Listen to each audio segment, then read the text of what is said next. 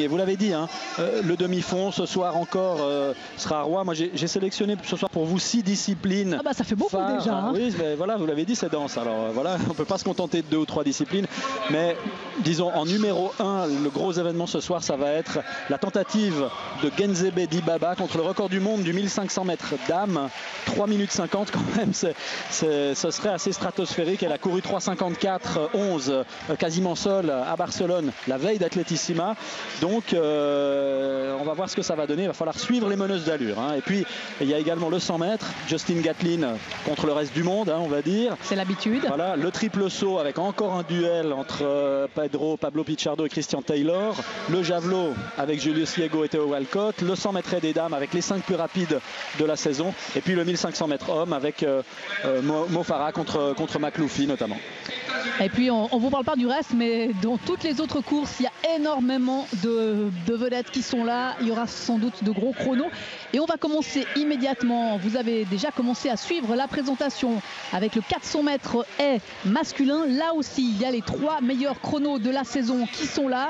Ce sont les 3 Américains. Johnny Dutch au couloir 3, Bershon Jackson au 4 qu'on n'a pas vu à Lausanne. Bershon Jackson et Michael Tinsley au couloir 5. Bershon Jackson, c'est un habitué de Monaco. Il a déjà gagné ici à Monaco en 2010 avec un excellent chrono de 47,78 et un grand absent pour cette course parce que normalement c'était prévu, ça devait être son dernier meeting de Ligue de Diamant avant les championnats du monde de Pékin. Karim Hussein, le champion d'Europe en titre, n'est pas là, Pascal. Non, Karim s'est un peu blessé mardi à l'entraînement. Il s'est un peu tordu le genou. Il s'est fait une petite entorse au genou. C'est rien de vraiment grave, mais j'ai eu son entraîneur au téléphone tout à l'heure, hein, Flavio Zberg, qui m'a dit que hier à Zurich, Karim a encore fait un test, mais ils ont décidé ensuite, par précaution, de ne pas courir ce soir. Donc la prochaine course de Karim Hussein devrait être la semaine prochaine à Bellinzone. Mardi, très précisément. C'est dommage pour Karim parce que ça aurait été bon pour lui de se frotter encore au meilleur du monde ce soir, mais ma foi, on ne peut rien faire contre les ennuis physiques. Et Karim Hussein, vous le savez, a souffert d'une grippe les semaines précédentes Athletissima qu'il avait beaucoup affaibli. Alors il doit reprendre des forces. On va différer le départ. Un petit souci là avec Michael Tinsley. Oui, Michael Tinsley qui a levé le bras. Apparemment, il estime qu'il y avait peut-être trop de bruit ou alors c'est son starting block qui produisait un son. Ça peut arriver hein, avec ces starting blocks automatiques, avec les haut-parleurs intégrés au starting block. Des fois, il peut y avoir un petit bruit qui sort du starting block. Et évidemment, quand on demande au public de faire silence, ça peut être très dérangeant. Oui, surtout que là, le speaker, il y a une grosse animation ici à Monaco avec notamment Patrick Montel, notre confrère de France Télévisions en animation. Et il n'y avait peut-être pas effectivement le silence le plus total. Alors, je suis très curieux de voir comment Bershon Jackson va courir. Je ne sais pas si vous vous souvenez, à Paris, il était parti très très lentement et puis il avait fait une énorme fin de course en ramassant tout le monde dans la dernière ligne droite pour s'imposer. Donc on va voir s'il applique ce soir cette même stratégie. Je sais que c'est un garçon qui a, en matière de stratégie de course, qui a plusieurs cordes à son arc et peut-être qu'il va utiliser ce soir ce meeting de Monaco pour tester quelque chose d'autre. C'est le plus aîné des 3, 32 ans, Bershon Jackson. Et encore une fois, champion des États-Unis. Il a remporté les trials américains sur la distance. C'est donc une référence et c'est lui qui détient le meilleur chrono de la saison sur la distance en 48,09. Et pour rappel, c'est également le médaillé de bronze des Jeux Olympiques de Pékin en 2008. Ça fait bien longtemps qu'il est sur le tour de piste avec Bershon Jackson. Champion du monde en 2005 hein, déjà. Et c'est parti cette fois-ci, et bien parti.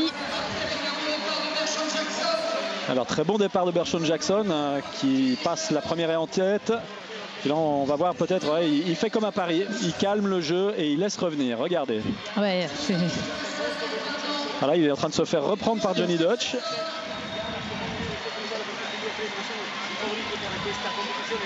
Et maintenant il accélère. Johnny Dutch, Michael Tinsley. Ouais, Bershon Jackson, il est en train de placer son accélération là dans le virage. Avant l'entrée de la ligne droite dans laquelle Bershon Jackson devrait déboucher en tête.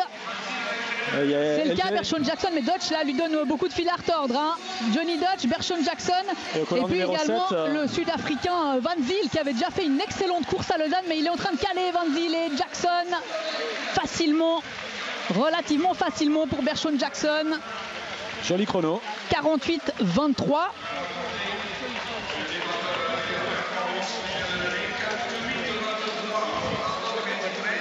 Allez, ça va renforcer sa place en tête de la Ligue de Diamant à Bershon Jackson.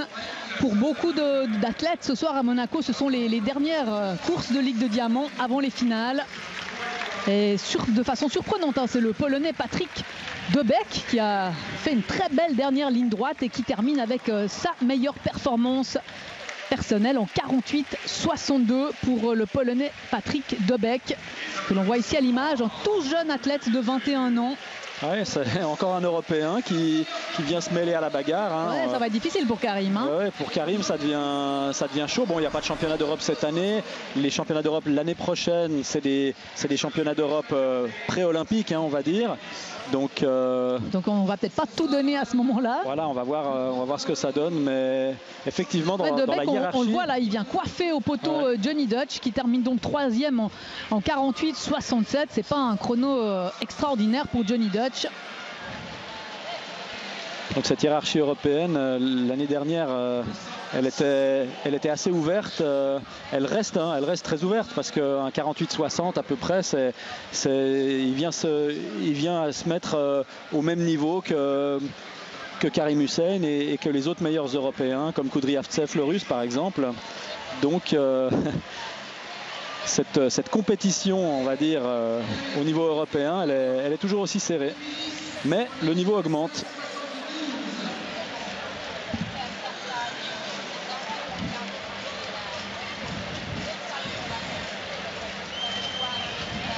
On dirait un jeune homme là sur cette image, Bershon Jackson. Un tout jeune homme, je voulais dire. Toujours frais à 32 ans. Et voici les chronos de ce 400 mètres haies avec donc Bershon Jackson qui s'impose et qui